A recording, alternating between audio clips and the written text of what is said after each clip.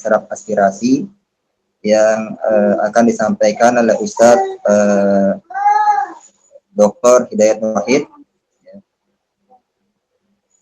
Ustadz Hidayat, apakah sudah dari tadi ya, dari jam 4 tadi kita sudah siap. Alhamdulillah. Baik, kami persilakan pada Ustadz Hidayat Wahid. Jazakallah khair. Assalamualaikum warahmatullahi wabarakatuh. Waalaikumsalam warahmatullahi wabarakatuh. Para kiai kita, Ustadz Ismail, Ustadz Tito, Ustadz Suparman, dan Ustadz Najib Kazmi. Jazakallah khairan ala biasanya sih kalau orang Betawi pakai pantun ya. Dari tadi pantunnya belum keluar kan. Padahal kan dalam kurikulum ada juga Ustaz ya, tadi tentang masalah kesenian dan kebudayaan gitu. Biar agak sedikit refreshing gitu ya. Jalan-jalan ke Tanah Abang, Jakarta Pusat kan. Jangan lupa beli ketupat. Ketupatnya Ustadz Cipto, antum bikin ketupat nggak? Pasti enak rasanya. Kader PKS Jakarta Pusat selalu berkhidmat umat dan bangsa percaya atas kiprah mereka. Allahu Akbar. Super sekali Ustaz. Biasanya saya akan tutup dengan pantun yang sudah dipatenkan oleh Ketua MPR.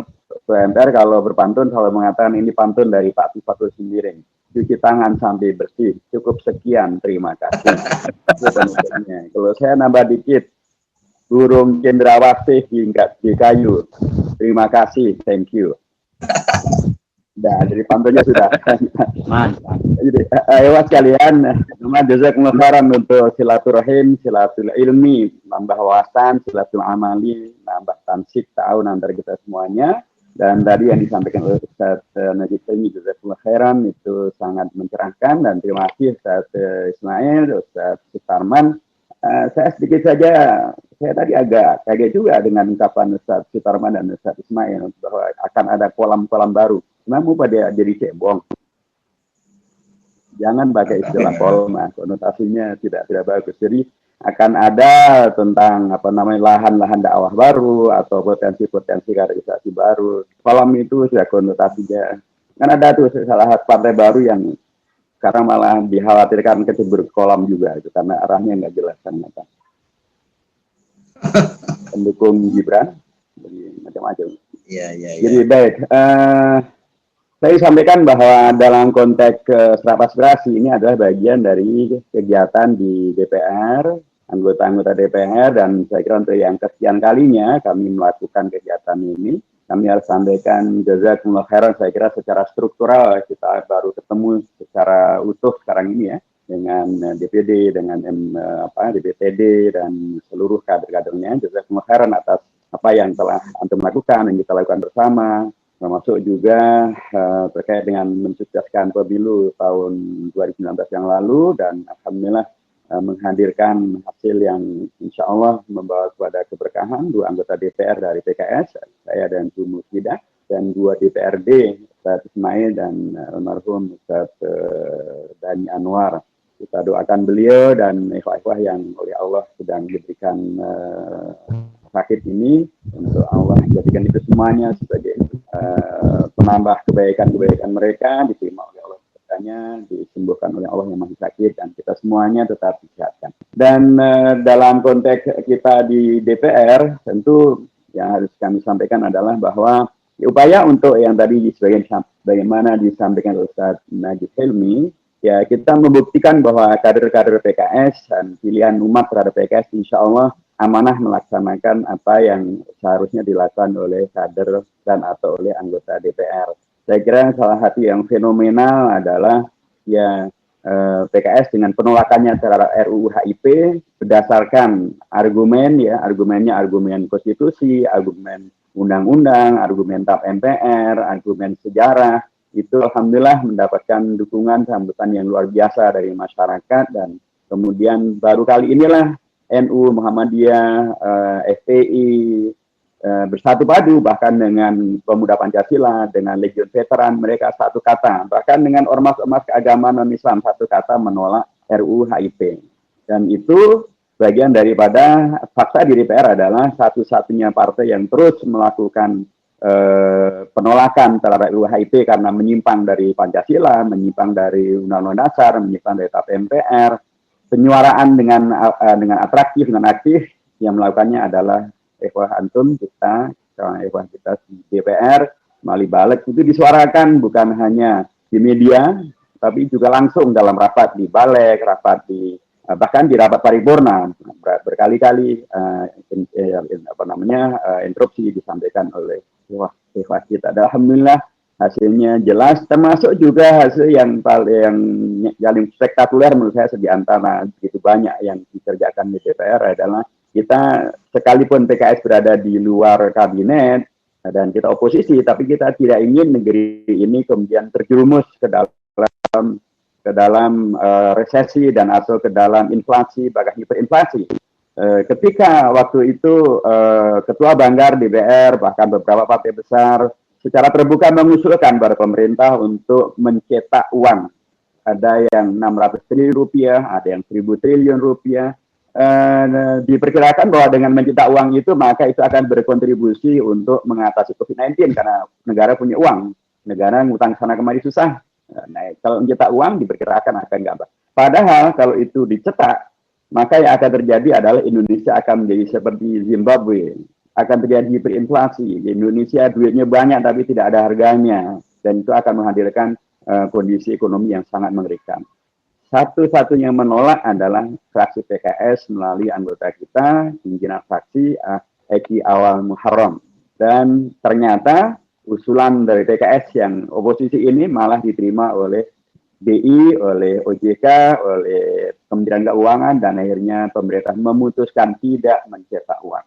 Jadi, kalaupun kita berada di oposisi, bukan berarti kemudian kita biarin aja nih, mau jatuh deh. Enggak. Islam tidak mengajarkan demikian. Unsur akhoka zaliman wa madluman qaulu nansuru madluman ya Rasulullah. Kaifa nansuru zaliman? Ufa wa antum nansuru. Gitulah. Di antara yang juga kita kerjakan di DPR adalah dalam konteks keumatan, kita dulu waktu kampanye, pasti masih ingat bahwa di antara yang kita janjikan adalah membuat, bila PKS dimenangkan dalam pemilu, maka PKS akan membuat undang-undang untuk melindungi ulama, tokoh masyarakat, tokoh agama, dan simbol agama. Dan alhamdulillah itu sudah selesai kita buat, rancangan undang-undang sudah selesai kita buat, bahkan kita didukung oleh P3 dan PKB, dan bahkan balik DPR sudah setuju untuk memasukkannya ke dalam program legislasi yang bersifat aulawiyat untuk dikerjakan di tahun 2020. Nah, sekarang kita sudah selesai dan kita sosialisasikan ke beberapa ormas, banyak yang sudah memberikan dukungannya, dan dengan peristiwa Syekh Jabir itu semakin orang terpahamkan bahwa memang memerlukan rancangan undang-undang tentang perlindungan ulama dan tokoh agama. Kami sampaikan juga diantaranya adalah bahwa Amerika yang negara sekuler saja mempunyai undang-undang melindungi pastor yang namanya Pastor Protection Act.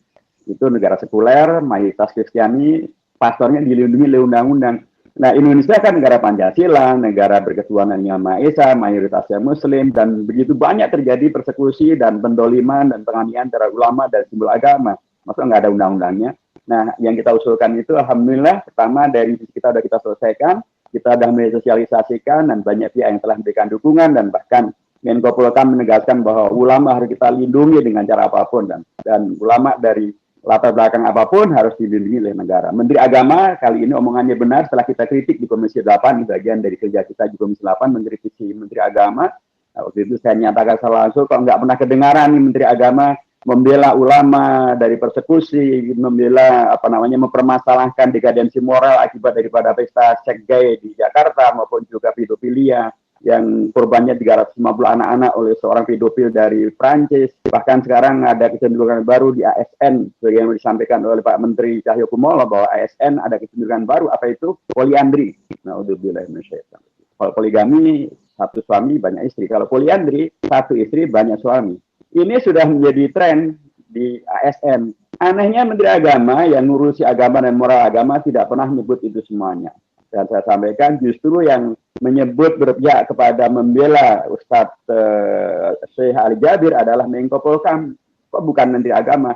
Akhirnya setelah itu Menteri Agama membuat pernyataan publik bahwa ulama warasatul anbiya harus kita lindungi dengan cara apapun dan tidak boleh. Ya alhamdulillah dia akhirnya ngomong. Jadi saya ingin mengatakan bahwa itu bagian dari yang kita kerjakan. Jadi kader-kader PKS insya Allah bukan hanya ngomong dari jauh, bukan hanya ngomong dalam pertemuan kader, bukan hanya ngomong di media, kita sampaikan langsung kepada para pihak ya, menteri-menteri, Menko dan apapun. Dan itulah mudah-mudahan bagian daripada afdhalul jihad, qaul haq amama imamin jair. Saya ingin mengatakan yang terakhir dalam konteks ini adalah alhamdulillah kita di Komisi 8, saya di Komisi 8, Bu Hida di Komisi 9. Komisi 8 itu mitra kerja kita adalah Kementerian Agama, Kementerian Sosial, Kementerian Pemberdayaan Perempuan dan Perlindungan Anak, kemudian Basnas, kemudian BWI, kemudian KPI dan BPKH.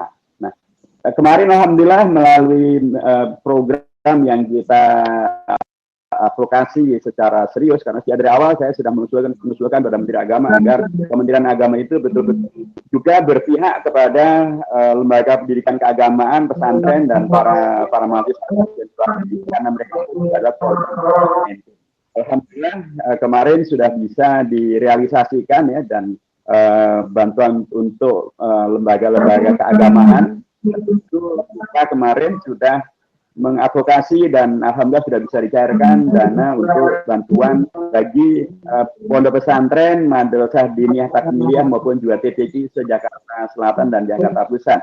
Dari 12 pondok pesantren yang kita usulkan, 7 sudah disetujui dan sudah keluar cair dananya. Dari 142 madrasah diniyah takmiliyah, 111 sudah disetujui. Dari 276 TPQ, 241 sudah disetujui dan anggarannya sudah terbagikan kepada mereka. Akumulasi dana keseluruhannya sudah 3,6 miliar rupiah.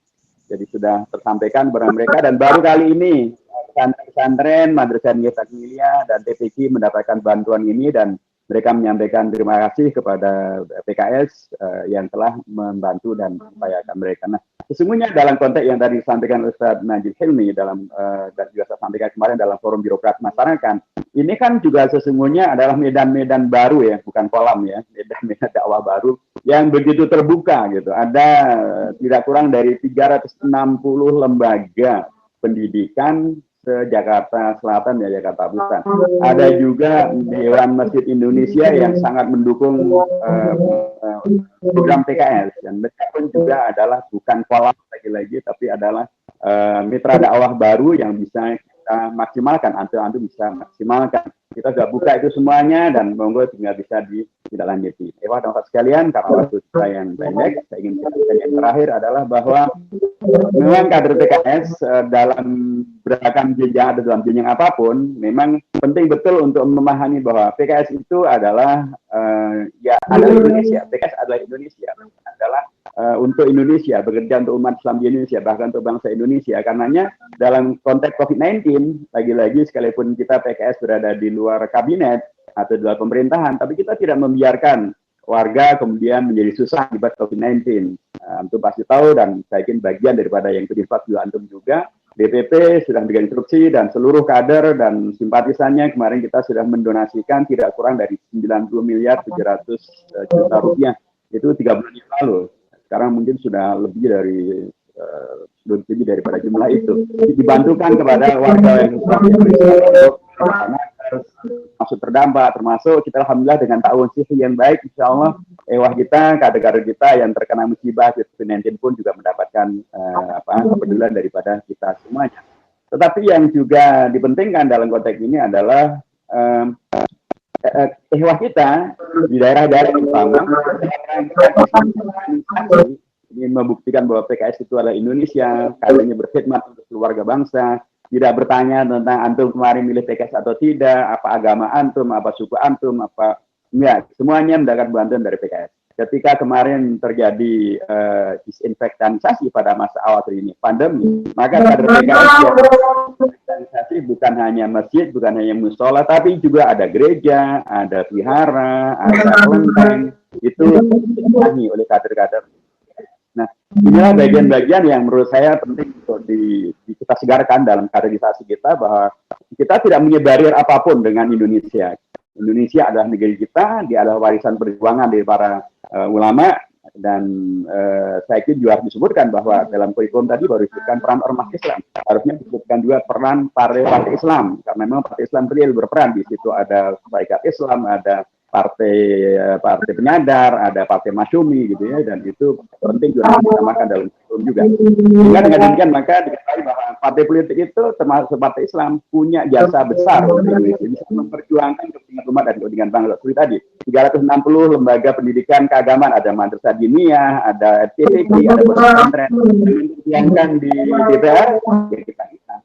Demikian juga tentang menolak RUU HIP. Kalau tidak ada kader-kader partai PKS di DPR, lewat. Jadi umat penting tahu betul bahwa mereka mempunyai wakil, mereka punya partai yang siap membela mereka, apapun agama mereka, apapun latar belakang mereka, dan karena kita datang kepada mereka, kita siap untuk bersama mereka, tahun dengan mereka, khidmah kepada mereka, termasuk membuka keanggotaan untuk semuanya. Jadi dengan status yang keanggotaan yang dibuka tadi, menegaskan bahwa kita siap untuk menerima keanggotaan dari siapapun juga selama mereka adalah warga bangsa Indonesia. Bagaimana kalau mereka non-Muslim? Ya, sesungguhnya ada kurikulum tersendiri untuk yang non-Muslim, karena kalau yang tadi disampaikan itu adalah untuk yang prinsipnya, yang umumnya. Karena PKS adalah partai Islam, di negeri yang mayoritas beragama Islam, umumnya semacam itu tadi. Islam tidak Ahlussunnah wal Jamaah, kalaupun Ahlussunnah wal Jamaah harusnya juga ada tafsirnya lagi, karena tidak semuanya akan sifat 20, dan Muhammadiyahnya akan menjadi catatan. Di persis juga akan menjadi catatan. Ini harusnya Ahlussunnah wal Jamaah diberikan penjelasan Ahlussunnah wal Jamaah dalam pengertian yang seumum-umumnya, karena persis juga Ahlussunnah wal Jamaah, kemudian Muhammadiyah juga Ahlussunnah wal Jamaah, sekalipun mereka tidak pakai sifat isrim. Gitu ya. Dan itu nanti bagian-bagian yang saya kira terus kita evaluasi. Tapi intinya adalah PKS siap untuk membuka diri bersama dengan semuanya untuk kemudian menghadirkan Indonesia yang kita cita-citakan bersama, baldatun thayyibatun wa rabbun ghafur. Saya kira demikian Eva dan para kiai semuanya. Kalau di NU, nah ini bagian yang harus dimengerti betul ya, karena PKS. Kita harus paham tentang istilah-istilah yang dipakai. Kalau di NU ditutupnya pasti dengan wallahu muwaffiq ila aqwamit thoriq. Kalau di Muhammadiyah ditutupnya dengan nasrun minallahi wa fathun qarib.